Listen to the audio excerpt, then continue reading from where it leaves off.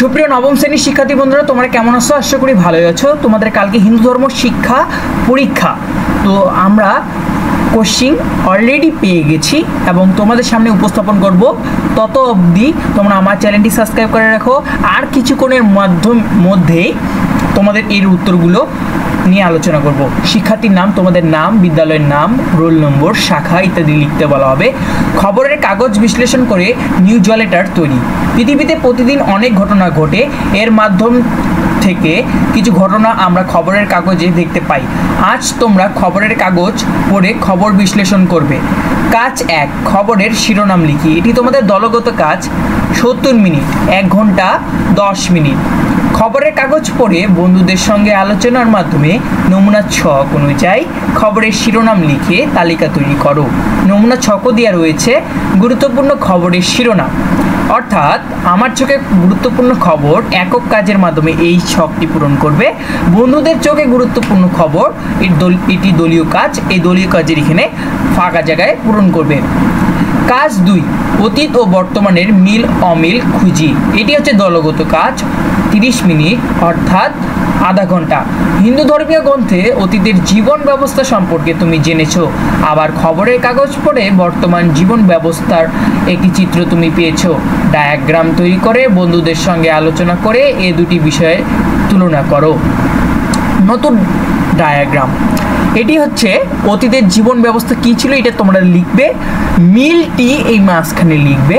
বর্তমান জীবন ব্যবস্থা এই বৃত্তে পূরণ করবে। আশা করি তোমরা বুঝে পেয়েছো। কাজ 3, নৈতিক ও মানবিক গুণাবলীর কথা বলি। এটি হচ্ছে একক কাজ। 30 মিনিট অর্থাৎ আধা ঘন্টা। তোমার দৃষ্টিতে গুরুত্বপূর্ণ খবরগুলো কোনগুলো হিন্দু ধর্ম নৈতিক ও মানবিক গুণের প্রদর্শন করছে আর কোনগুলো করছে না তা ব্যাখ্যা সহ বলো। কাজ 4, প্রতিবেদন লিখি। একক কাজ 40 মিনিট। তোমার বিদ্যালয় বা এলাকায় একটি ইতিবাচক উদ্যোগ চিহ্নিত করো। হিন্দু ধর্মের প্রধান প্রধান গ্রন্থের নির্দেশনায় হিন্দু ধর্মীয় রীতিনীতি ইত্যাদির আলোকে ইতিবাচক উদ্যোগটির স্বরূপ, উদ্যোগ গ্রহণের কারণ ও ফলাফল বিশ্লেষণ করে একটি প্রতিবেদন লেখো।